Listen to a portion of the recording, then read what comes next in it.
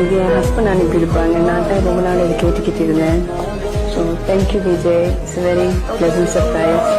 I think he got this for Valentine's Day.